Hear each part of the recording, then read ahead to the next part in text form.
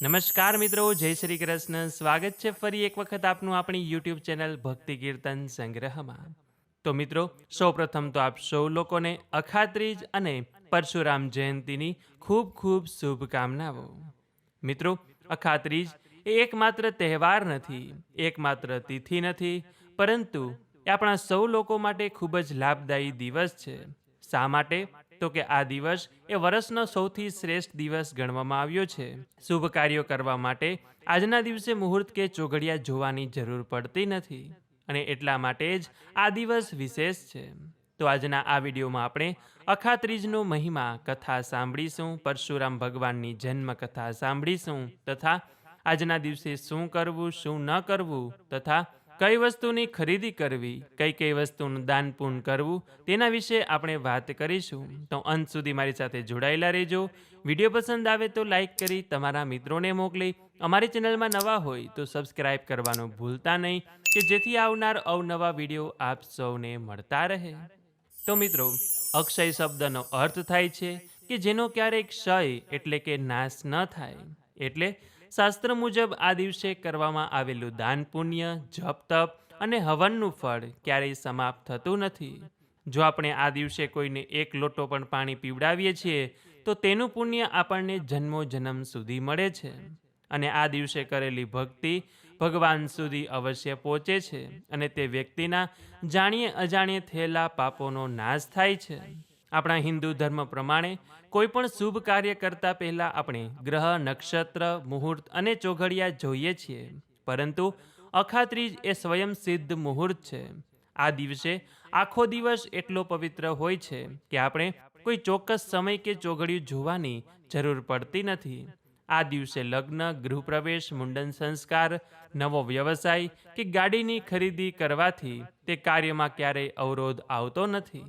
પુરાણો અનુસાર અખાત્રીજ એ સમયના ચક્રનો પણ ખૂબ જ મહત્વપૂર્ણ દિવસ છે, કેમ કે આજના પવિત્ર દિવસથી જ સતયુગ અને ત્રેતાયુગનો આરંભ થયો હતો.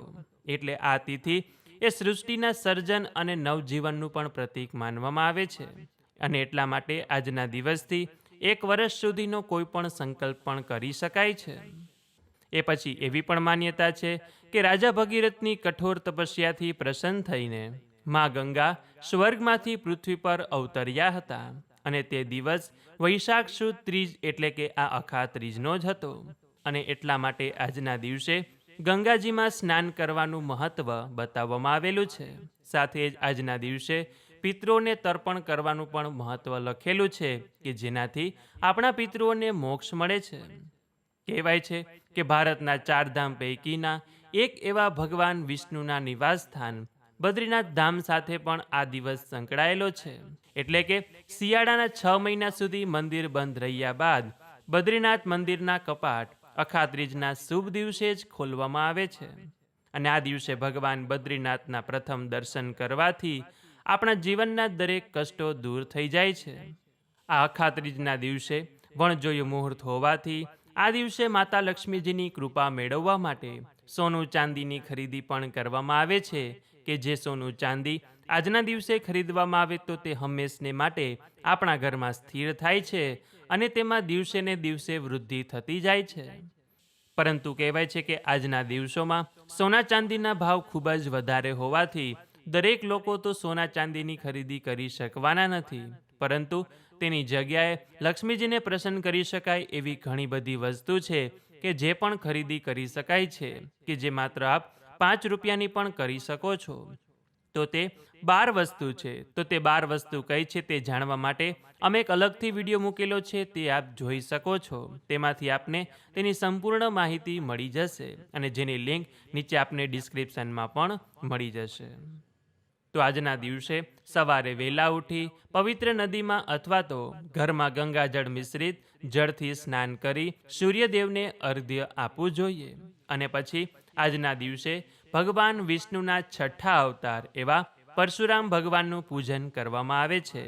જો આપણી પાસે પરશુરામ ભગવાનનો ફોટો મૂર્તિ હોય તો તેનું પૂજન કરવાનું, અથવા તો લક્ષ્મીનારાયણની મૂર્તિ હોય તો તેનું પણ પૂજન કરી શકાય છે. એક બાજોટ ઉપર પીળું વસ્ત્ર પાથરીને તેના ઉપર ભગવાન વિષ્ણુ અથવા તો પરશુરામ ભગવાનની મૂર્તિ, ફોટો રાખીને ભગવાનની ચંદન, અક્ષત, પુષ્પ અને તુલસીદળ સમર્પિત કરીને પૂજન કરવાનું. ભગવાનને આજે સત્તુ એટલે કે શેકેલા અનાજનો લોટ, ગોળ અને અત્યારે જે સિઝનલ ફ્રૂટ આવતા હોય તેનો ભોગ ધરાવવામાં આવે છે. મીઠાઈનો ભોગ પણ ધરાવી શકાય છે. અને પછી ત્યાં બેસીને ભગવાનની આરતી કરી આજના દિવસે શ્રી સુક્તમનો પાઠ કરવામાં આવે છે અથવા તો કનકધારા સ્તોત્રનો પાઠ કરવો જોઈએ કે જે માતા લક્ષ્મીજીનો પાઠ છે. એવું કહેવાય છે કે આજના દિવસે જો તે પાઠ એક વખત પણ કરવામાં આવે છે તો તે આપણને 1000 વખત કરવામાં આવે અને તેનાથી જેટલું ફળ મળે તેટલું ફળ એક વખત પાઠ કરવાથી મળી જાય છે. તો આજે આપણે અવશ્ય લક્ષ્મીજીનો પાઠ કરવો જોઈએ. એ પછી આજે સવારે અથવા સાંજે ઉંબરા પૂજન કરવું જોઈએ અને મંદિરમાં પણ સાંજે પ્રદોષકાળ સમયે ધૂપ, દીવો, અગરબત્તી કરવી જોઈએ. એટલે આ રીતે આપણા હિન્દુ ધર્મમાં અખાત્રીજનું મહત્વ બતાવેલું છે. તો આવો હવે આપણે પરશુરામ ભગવાનની જન્મ કથા સાંભળીએ, કેમ કે આ અખાત્રીજ ઉપર જમદગ્નિ ઋષિના ઘરે પરશુરામ ભગવાને જન્મ લીધો હતો. તો બોલીએ પરશુરામ ભગવાન કી જય. મિત્રો, મહર્ષિ ભૃગુના પુત્ર ઋષિ રુચિકના લગ્ન કાન્ય કુબ્જના રાજા ગાધીની પુત્રી સત્યવતી સાથે થયા હતા. ઋષિ રુચિકે પોતાની પત્ની સત્યવતી અને રાણી માટે 2 અલગ અલગ યજ્ઞ પ્રસાદ તૈયાર કર્યા હતા. સત્યવતી માટેના પ્રસાદમાં બ્રહ્મ તેજ હતું અને રાણી માટેના પ્રસાદમાં ક્ષત્રિય તેજ હતું. પરંતુ ભૂલથી બંને પ્રસાદની અદલા બદલી થઈ ગઈ. જ્યારે ઋષિ રુચિકને આ વાતની ખબર પડી ત્યારે તેમણે કહ્યું કે હવે સત્યવતીનો પુત્ર બ્રાહ્મણ હોવા છતાં ક્ષત્રિય જેવા ગુણો ધરાવતો હશે. અને સત્યવતીની વિનંતી પર ઋષિએ આ ફળને એક પેઢી પાછળ ઠેલવ્યું. પરિણામે સત્યવતીને ત્યાં ઋષિ જમદગ્નિનો જન્મ થયો અને આગળ જતા જમદગ્નિ અને માતા રેણુકાના ઘરે ભગવાન પરશુરામનું પ્રાગટ્ય થયું. પરશુરામનું મૂળ નામ રામ હતું અને તેઓ બાળપણથી જ અત્યંત તેજસ્વી અને શસ્ત્રશાસ્ત્રમાં નિપુણ હતા. તેમણે ભગવાન શિવની કઠોર તપસ્યા કરી ભોળાનાથે પ્રસન્ન થઈને તેમને દિવ્ય શસ્ત્ર એટલે કે પરશુ આપ્યું હતું અને ત્યારથી તેઓ પરશુરામ તરીકે ઓળખાયા હતા.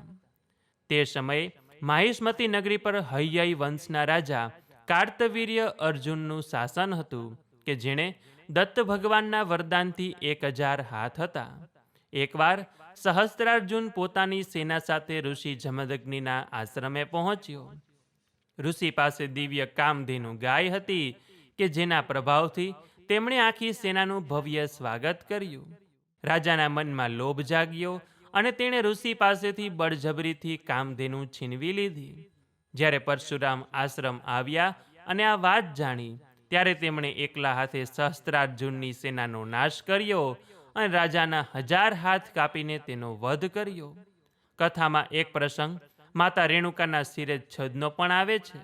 પિતા જમદગ્નિની આજ્ઞા પાળવા માટે પરશુરામે માતાનો વધ કર્યો હતો. પરંતુ જ્યારે પિતાએ વરદાન માગવાનું કહ્યું ત્યારે પરશુરામે માતાને ફરી જીવિત કરવાનું વરદાન માગીને પોતાની અતુલ્ય માતૃભક્તિ અને પિતૃભક્તિ સાબિત કરી હતી. સહસ્ત્રાર્જુનના પુત્રોએ બદલો લેવા માટે પિતા જમદગ્નિની હત્યા કરી નાખી અને આ જોઈ પરશુરામ અત્યંત ક્રોધિત થયા. તેમણે પ્રતિજ્ઞા લીધી કે તેઓ પૃથ્વીને અત્યાચારી ક્ષત્રિયોથી મુક્ત કરશે અને પુરાણો મુજબ તેમણે 21 વખત પૃથ્વી પરથી અહંકારી અને ધર્મભ્રષ્ટ ક્ષત્રિયોનો નાશ કર્યો હતો અને અંતે જીતેલી પૃથ્વી ઋષિ કશ્યપને દાનમાં આપી દીધી હતી. તો બોલીએ પરશુરામ ભગવાન કી જય. તો મિત્રો, આજના વિડીયોમાં આપણે અખાત્રીજનું મહિમા કથા સાંભળ્યું. આજના દિવસે શું દાન કરવું, કયા કાર્યો કરવા તે પણ જાણ્યું અને ભગવાન પરશુરામની કથા પણ સાંભળી. આશા છે કે આપ સૌ લોકોએ પણ અમારી સાથે આ કથા મહિમા સાંભળ્યું હશે. તો આજના દિવસે આપ અમારી સાથે માતા લક્ષ્મીજીનો પાઠ અવશ્ય કરજો. શ્રી સુક્તમના પાઠનો વિડીયો અમારી ચેનલમાં અમે મૂકેલો છે, તે આપ અમારી સાથે કરી શકો છો. તો આ વિડીયો પસંદ આવ્યો હોય તો લાઈક કરી તમારા મિત્રોને મોકલી, અમારી ચેનલમાં નવા હોય તો સબસ્ક્રાઈબ કરવાનું ભૂલતા નહીં કે જેથી આવનાર અવનવા વિડીયો આપ સૌને મળતા રહે.